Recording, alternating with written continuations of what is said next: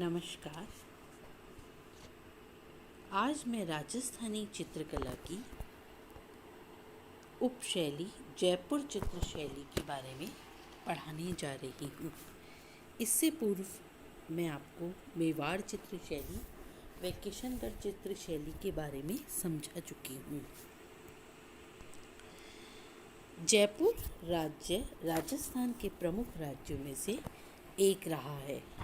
जयपुर का गुलाबी नगर देश विदेश में अपनी गुलाबी नगर योजना, स्थापत्य सौंदर्य व चित्रकला के लिए तो प्रसिद्ध है ही, साथ में बंदेज की साड़ियाँ, सांगानेरी प्रिंट्स, बगरू प्रिंट्स, लाख आदि अनेक हस्तशिल्प के कारण भी यह नगर विश्व में प्रसिद्ध रहा है।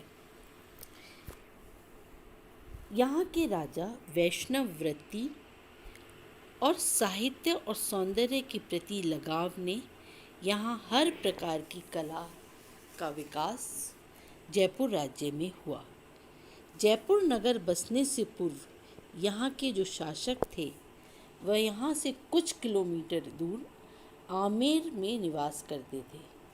तब कछवाहा शासकों की राजधानी आमेर राज्य थी। यह जो राज्य था यह ढूंढाड़ क्षेत्र कहलाता था, तो इसीलिए यहाँ पर जो पल्लवित चित्रकला थी वो ढूंढाड़ चित्र शैली के नाम से प्रसिद्ध थी। चूँकि यहाँ के जो राजा थे वो कछवाहा वंश के थे, अतः इस शैली को कछवाहा चित्र शैली या आमेर चित्र शैली भी कहा जाता है। यहाँ लघु चित्रों के साथ साथ भित्ति चित्रों का प्रमुखता से विकास हुआ। इस समय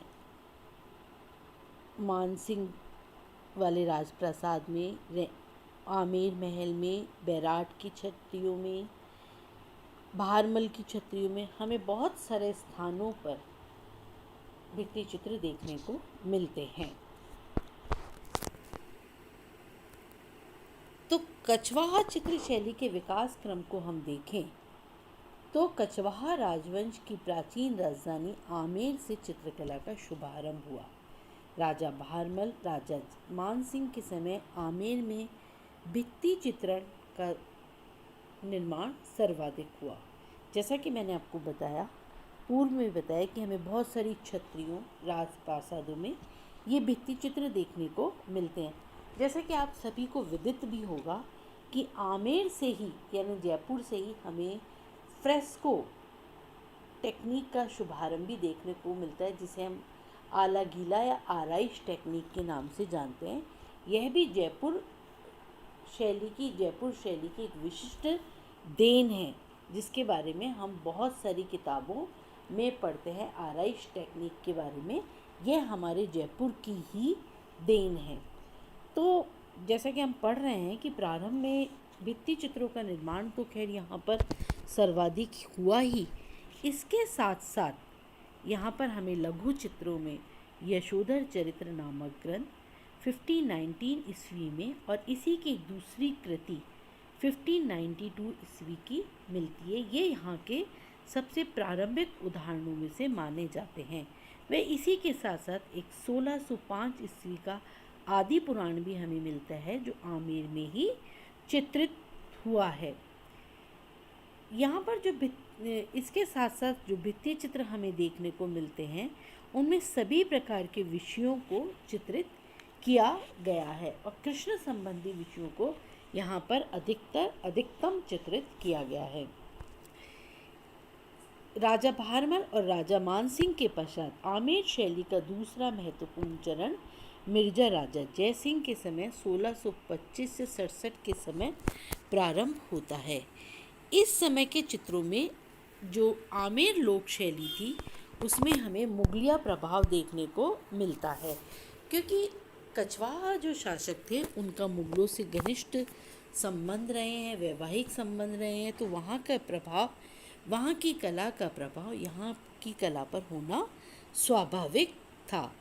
इसके अतिरिक्त इस समय रीतिकालीन कवि जो थे वो दरबार की शोभा बढ़ा रहे थे, तो एक रीतिकालीन प्रभाव भी हमें यहाँ के चित्रों में दिखाई देने लगता है। मिर्जा राजा जयसिंह के पश्चात दूसरा महत्वपूर्ण युग महाराजा सवाई जयसिंह के समय 1693 से 1743 ईस्वी के समय देखा जा सकता है। इस समय सवाई जयसिंह के समय 1700 ईस्वी की चित्रित रागमाला विशेष रूप से उल्लेखनीय है। यह आमेर से प्राप्त प्रथम तिथि युक्त रागमाला है। इसके अंदर हमें 6 राग और उनकी एक एक राग की 6 पत्नियों के यानी 36 चित्र हमें इस श्रृंखला में देखने को मिलते हैं। इसमें जो मानवाकृतियाँ बनी हैं ये लंबी और बिल्कुल आमेर जयपुर शैली के अनुरूप बनी हुई हैं। सवाई जयसिंह के समय एक महत्वपूर्ण युग का भी प्रारंभ होता है, क्योंकि सवाई जयसिंह ने 1727 ईस्वी में जयपुर नगर बसाया।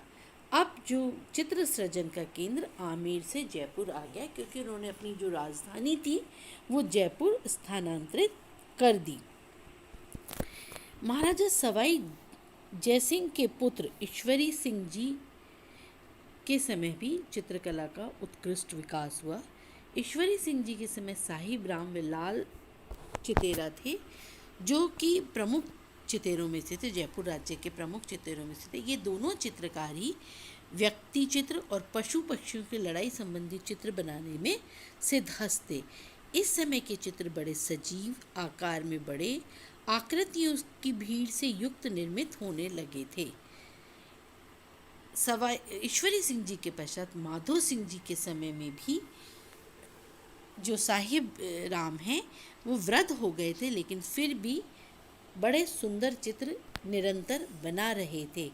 इन्होंने चित्रों के अंदर मोती, लाख व लकड़ी की मणियों को चिपकाकर मणिकुट्टिम टाइप के चित्र भी बनाने लगे थे।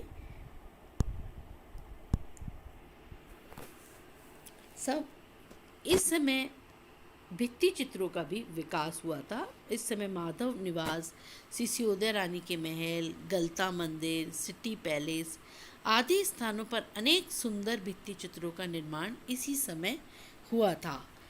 महाराजा माधो सिंह के पश्चात उनके पुत्र पृथ्वी सिंह जी गद्दी पर बैठे, लेकिन पृथ्वी सिंह जी के अल्पायु में ही मृत्यु होने के कारण उनके छोटे भाई सवाई प्रताप सिंह 1779 से 1803 गद्दी पर विराजे। इनके समय जयपुर कलम को एक नया यौवन मिला। ये स्वयं ब्रजनिधि उपनाम से कविता करते थे। यथार्थ में वे पुष्टि मार्ग के कवि थे और इनके दरबार में चित्रकारों और कवियों का जमघट लगा रहता था। इस समय की प्रिय विषय वस्तु में इनके कृष्ण लीला, नायिका भेद, राग रागिनी, ऋतु वर्णन, राजा रानी के विशाल चित्र, भागवत पुराण, दुर्गा सप्तशती संबंधी अनेक चित्र मुख्य रूप से बनने लगे। इसी समय साहिब सिंह का बनाया हुआ प्रताप सिंह का चित्र तथा राधा कृष्ण का नृत्य वाला चित्र विशेष प्रसिद्ध है। इसके अतिरिक्त हवा महल, प्रीतम निवास तथा अन्य बहुत सारे मंदिरों के अंदर भित्ति चित्र हमें देखने को मिलते हैं। जनाना महल में तो न जाने कितने श्रेष्ठ भित्ति चित्र इनके समय के देखने को मिलते हैं। इनके दरबार में 50 से अधिक उच्च श्रेणी के चित्रकारों की मंडली थी, जो निरंतर चित्रण कार्य किया करती थी। इनकी इस चित्र परंपरा को महाराजा जगत सिंह ने भी बड़ी शालीनता से निभाया। पुंडरीक जी की हवेली के भित्ति चित्र जगत सिंह जी के समय ही बने हैं। जगत सिंह जी के समय गोवर्धन तारण तथा रास मंडल वाला चित्र संसार में विशेष प्रसिद्ध है। जयपुर कलम का सूरजमुखी फूल जो है वो निरंतर खिला हुआ था और सवाई जय सिंह द्वितीय, राम सिंह आदि के समय ये निरंतर चलता रहा।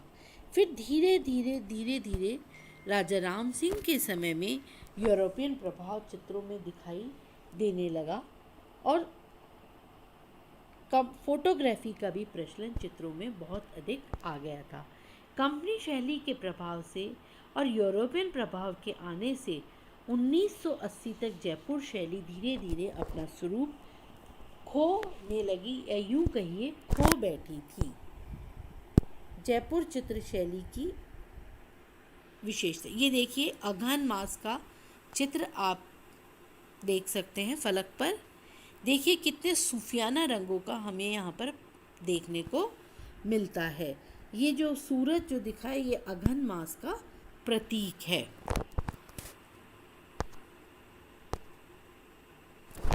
जयपुर चित्र शैली की विशेषताएं। पुरुष एवं स्त्री आकृतियों की वेशभूषा। अगर हम जयपुर शैली के चित्रों की पुरुषाकृतियों को देखें तो पुरुषाकृतियाँ पगड़ी, घेरदार चुन्नटी जामा, कमर पर पटका इनका मुख्य परिधान था। वस्त्र पर अनेक बूटियों की छपाई हमें यहाँ पर देखने को मिलती है। जो पुरुषाकृतियों के जामे थे वे प्राय सफ़ेद रंग के ही होते थे। उनकी उठी हुई नोकदार जूतियों के साथ जामे के नीचे ढीली मोहरी के पजामे प्राय इन चित्रों में देखने को मिलते हैं। पगड़ियाँ, मोतियाँ, कलगी व तुर्रों से सजी हुई थी। साधारणतः जयपुर शैली में आकृतियाँ न लंबी न छोटी, गोल चेहरा, ऊंचा ललाट, गोल नाक, अधर मोटे, चिंबुक भरी हुई, मांसल मीनाकृति आँखें, शरीर भरा हुआ तथा केश कंधों तक लटकते हुए दिखाए हैं। कानों के पास वलय भी दिखाए गए हैं। इसी प्रकार जयपुर शैली में स्त्री छवियों को मीनाकृत, मादक नेत्रों से युक्त, गोल चेहरे से युक्त, लालिमा युक्त मोटे अधर, भरा हुआ शरीर, घाघरों पर मोती लटके हुए, पैरों में पायजेब तथा जूतियां पहने हुए दिखाया गया है। इनके वेशभूषा में भी अलंकरण सजाए गए हैं। नारी आकृतियां बहुत ही कोमल और मधुर बनाई गई हैं। यहाँ प्रकृति चित्रण भी बड़ा सूफियाना पन से किया गया है। बड़ी सौम्य तरीके से हमें यहाँ पर प्रकृति देखने को मिलती है। इसके अलावा हाशियों में हरे रंग का प्रयोग हमें जयपुर चित्र शैली में देखने को मिलता है। हाशिए प्राय प्लेन ही बनाए गए, यानी उनमें किसी प्रकार का अंकन हमें देखने को नहीं मिलता। अधिकांश चित्रों में हाशिए रजत वर्णी, काली, हरी तथा लाल पट्टियों से बनाए गए हैं। वैसे ज़्यादा हरे रंग की प्रधानता हमें देखने को मिलती है। जयपुरी चित्रों का जो संविधान है वो सुंदर और सुकोमल है। योजनाएं अलंकारिक और संतुलित हैं। यद्यपि यत्र तत्र हमें मुगल प्रभाव दिखाई देता है। रेखाएं कोमल और प्रभावपूर्ण डोल लिए हुए हैं। चित्र की सीमा रेखा से चित्राकृति में गोलाई लाने का सफल प्रयास हमें यहाँ पर देखने को मिलता है। साथ ही छाया का यथोचित प्रयोग किया गया है। अधिकांश चित्रों में एक चश्म चेहरे का प्रयोग किया गया है और हस्त मुद्राएं सुंदर तथा भावपूर्ण हैं। विषय वस्तु के अंदर हमें ज़्यादातर पौराणिक आख्यान, कृष्ण लीलाएं, बारहमासा, बिहारी सत्सई और राग रागिनी, नृत्य गान, राज दरबार, पशुओं की लड़ाई आदि चित्र ही हमें यहाँ पर बहुतायत में ही देखने को मिलते हैं। स्वर्ण रंगों का भी बहुत ही सूफियाना ढंग से प्रयोग हमें जयपुर चित्र शैली के चित्रों में देखने को मिलता है। यह एक तरीके से, ये एक प्रकार से हम मुगल प्रभाव भी मान सकते हैं, क्योंकि मुगल भी स्वर्ण रंगों का प्रयोग बहुतायत में करते थे। धन्यवाद। अब मैं आपको अपने अगले वीडियो के अंदर कोटा बूंदी शैली के बारे में विस्तार से समझाऊंगी। धन्यवाद।